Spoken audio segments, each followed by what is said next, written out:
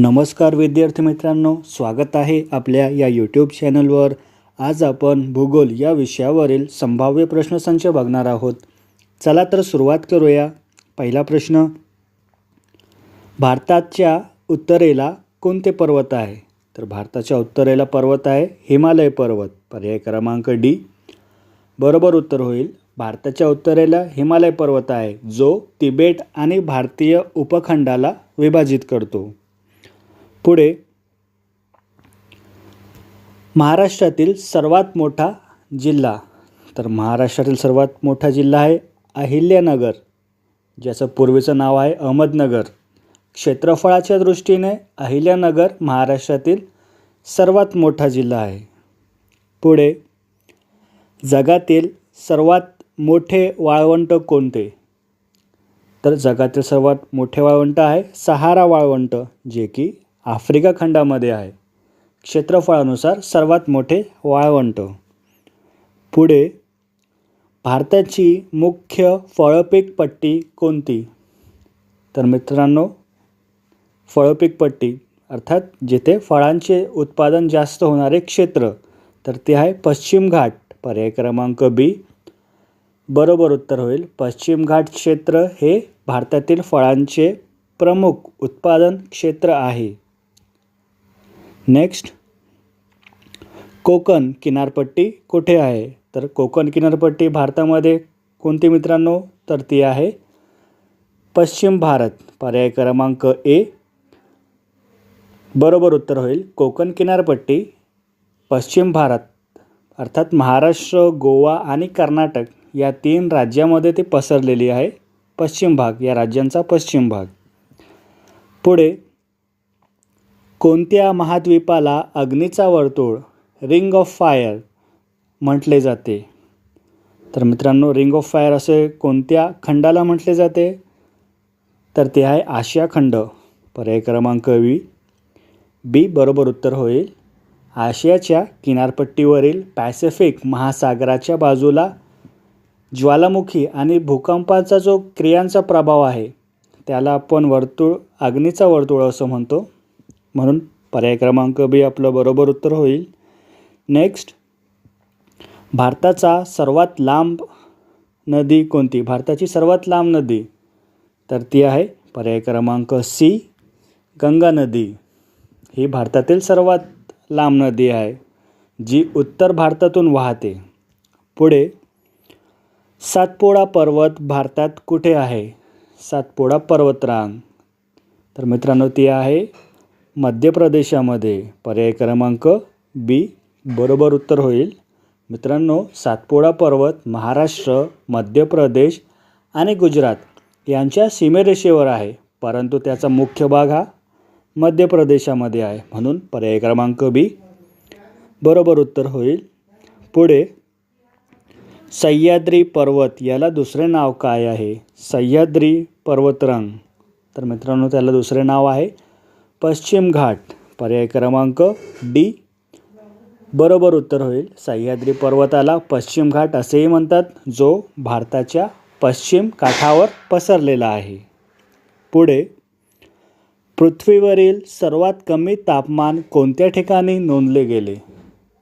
तर सर्वात कमी तापमान अर्थात मायनसमध्ये जो असतो तापमान, तर ते कुठे नोंदविले गेले सर्वात कमी? तर व्होस्टोक अंटार्क्टिका येथे, पर्याय क्रमांक बी बरोबर उत्तर होईल। मित्रांनो, हे ठिकाण पृथ्वीवरील सर्वात कमी तापमानाचे ठिकाण आहे, व्होस्टोक अंटार्क्टिका।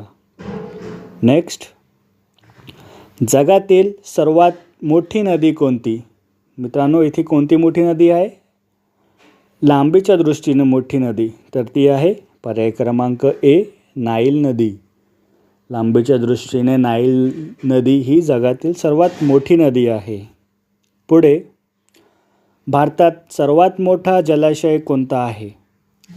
जलाशय अर्थात धरण, तर मित्रांनो तो आहे हिराकूड धरण, पर्याय क्रमांक बी बरोबर उत्तर होईल। हिराकूड धरण हे भारतातील सर्वात लांब धरण आहे, जो ओडिशा राज्यात आहे। पुढे, उत्तर ध्रुवावर कोणता महासागर आहे? मित्रांनो, जी पृथ्वी आहे त्या पृथ्वीच्या उत्तर ध्रुव जो आहे त्यावर कोणता महासागर आहे? तर तो आहे आर्क्टिक महासागर. पर्याय क्रमांक सी बरोबर उत्तर होईल.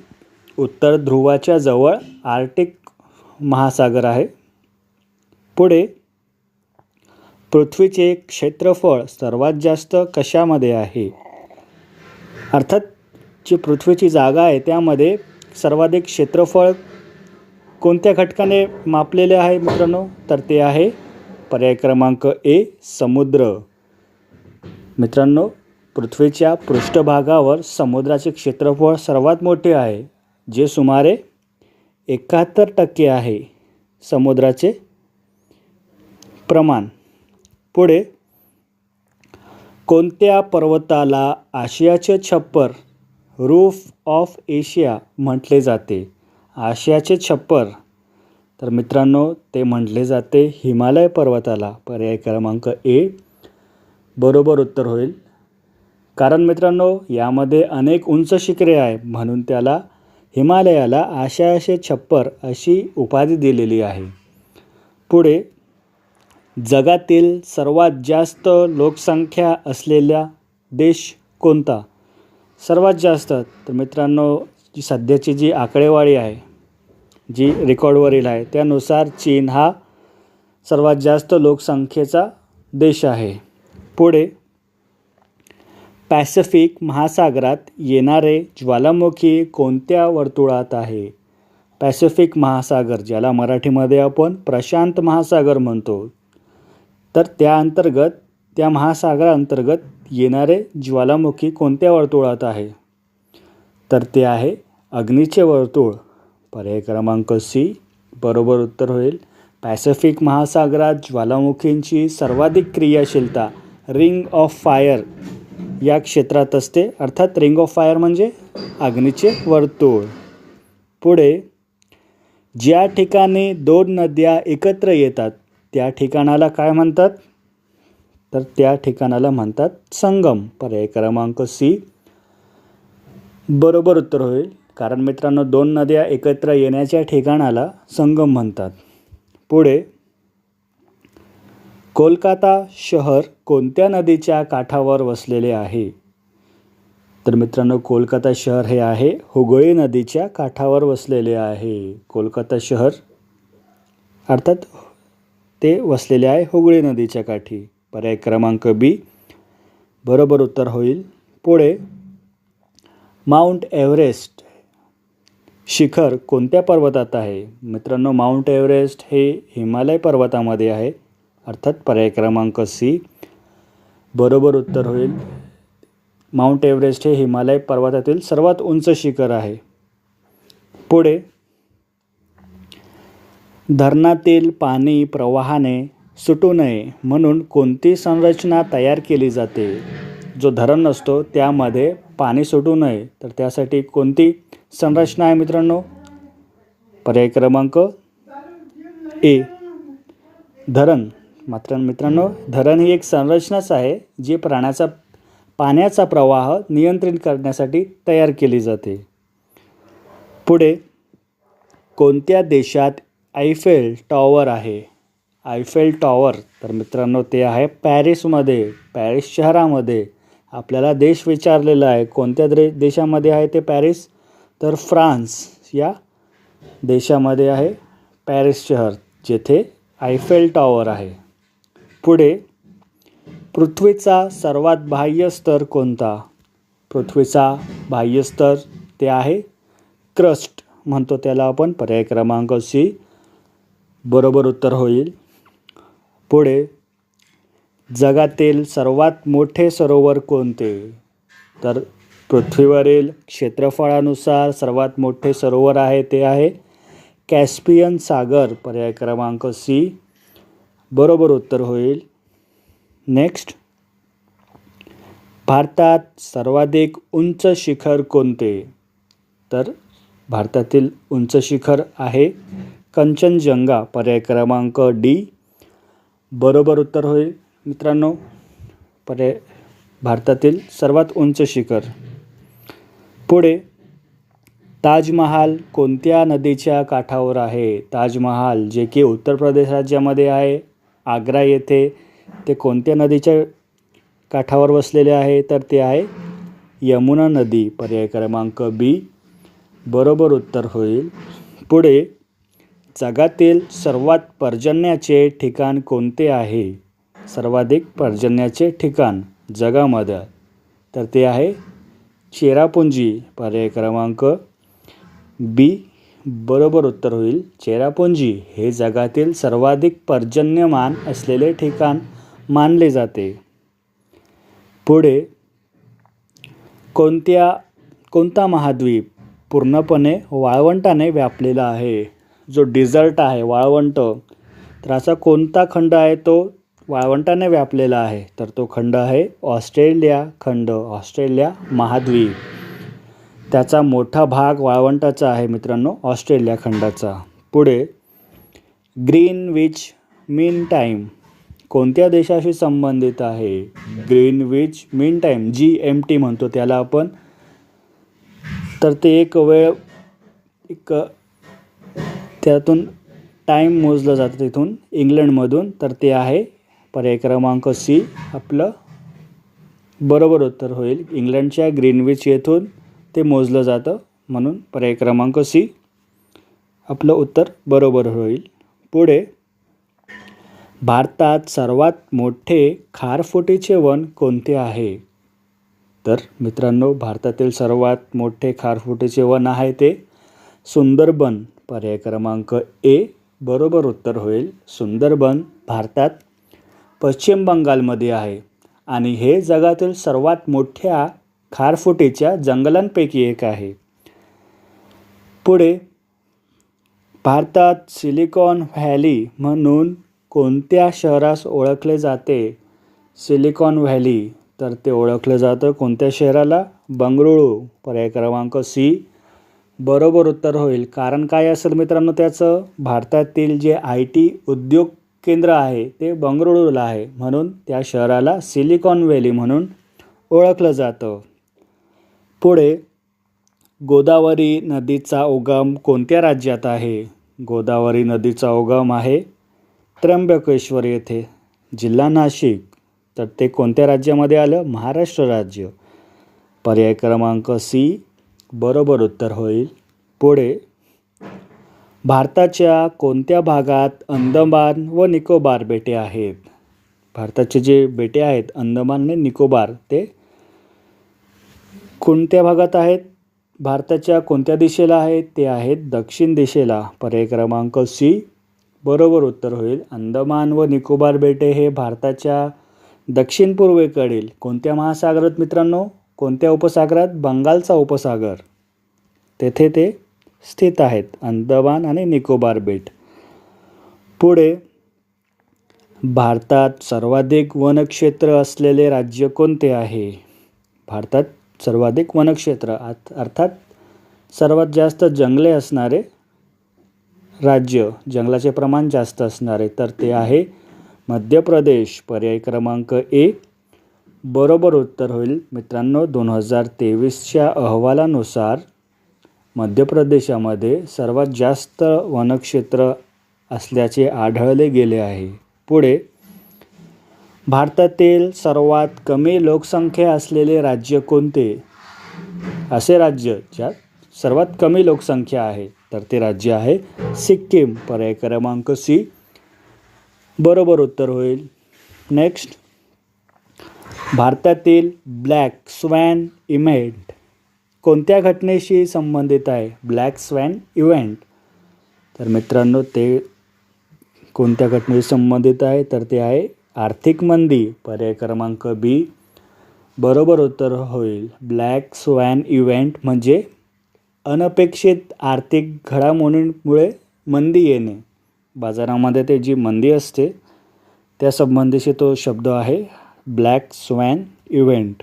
पुढे, भारतातील सर्वात मोठे साखर उत्पादन राज्य कोणते? साखर उत्पादन राज्य शुगर, तर ते आहे उत्तर प्रदेश. पर्याय क्रमांक सी बरोबर उत्तर होईल. उत्तर प्रदेशात भारतातील सर्वात मोठे साखर उत्पादन क्षेत्र आहे. पुढे, कोणत्या राज्याला भारताचे तैल राज्य म्हणतात, अर्थात खनिज राज्य? तर मित्रांनो, ते आहे आसाम. पर्याय क्रमांक ए बरोबर उत्तर होईल. आसाम राज्यात खनिज तेलाचे उत्पादन मोठ्या प्रमाणात होते, म्हणून त्याला भारताचे तैल राज्य म्हणतात. पुढे, भारताचा क्विक सिल्वर प्रदेश कोणता? क्विक सिल्वर प्रदेश, तर तो आहे राजस्थान. मित्रांनो, क्विक सिल्वर म्हणजे काय? तर मराठीमध्ये आपण पारा म्हणतो त्याला. पारा म्हणजे मर्क्युरी. जी मर्क्युरी असते त्याचा तिथे मिळत असल्यामुळे राजस्थानमध्ये त्याला क्विक सिल्वर प्रदेश आपण म्हणतो राजस्थानला. म्हणून पर्याय क्रमांक बी बरोबर उत्तर होईल. पुढे, भारतातील सर्वाधिक धान्य उत्पादन कोणत्या राज्यात होते? धान्य उत्पादन, तर ते होते पर्याय क्रमांक बी उत्तर प्रदेशामध्ये. सर्वाधिक धान्य उत्पादन होणारे राज्य उत्तर प्रदेश. पुढे, भारतातील सर्वात मोठे खारं पाणी सरोवर कोणते? खाऱ्या पाण्याचे सरोवर भारतात विषयी सांगितलेलं आहे मित्रांनो. भारताअंतर्गत सर्वात मोठे खारं पाणी सरोवर, तर ते आहे सांभर सरोवर. पर्याय क्रमांक ए बरोबर उत्तर होईल. राजस्थानमधील सांभर सरोवर हे भारतातील सर्वात मोठे खाऱ्या पाण्याचे सरोवर आहे.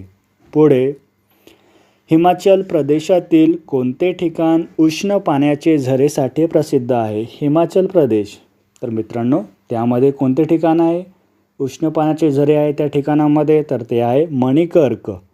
पर्याय क्रमांक डी आपला बरोबर उत्तर होईल. मणिकर्क येथे उष्ण पाण्याचे झरे प्रसिद्ध आहेत. पुढे, द्रविड भाषिक कुटुंबाच्या भाषेत कोणती भाषा आहे? तर मित्रांनो काय होईल त्याचं उत्तर? ते होईल तमिळ. पर्याय क्रमांक बी बरोबर उत्तर होईल. तमिळ ही द्रविड भाषिक कुटुंबाची एक भाषा आहे. पुढे, समुद्रसपाटीपासून सर्वाधिक उंचीवर असलेले सरोवर कोणते? मित्रांनो, हे जागाच्या दृष्टीने आपल्याला विचारलेलं आहे. जगात समुद्रसपाटीपासून सर्वाधिक उंचीवर असलेले सरोवर, तर ते आहे तितिकाका सरोवर. पर्याय क्रमांक बी बरोबर उत्तर होईल. तितिकाका सरोवर हे पेरू व बोलिव्हियामध्ये आहे आणि हे उंचीवर असलेले सरोवर आहे. पुढे, भारतातील सर्वात मोठे बंदर कोणते? सर्वात मोठे बंदर, तर ते आहे मुंबई बंदर. पर्याय क्रमांक ए बरोबर उत्तर होईल.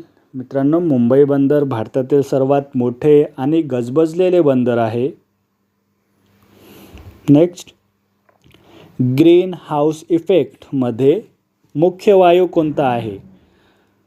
ग्रीन हाऊस इफेक्ट, तर मित्रांनो त्याचा जो मुख्य वायू आहे कारणीभूत असलेला तो आहे कार्बन डायऑक्साईड. पर्याय क्रमांक सी बरोबर उत्तर होईल. कार्बन डायऑक्साईड हा ग्रीन हाऊस इफेक्टचा मुख्य कारणीभूत वायू आहे. नेक्स्ट, महाराष्ट्रातील सर्वात लांब नदी कोणती आहे?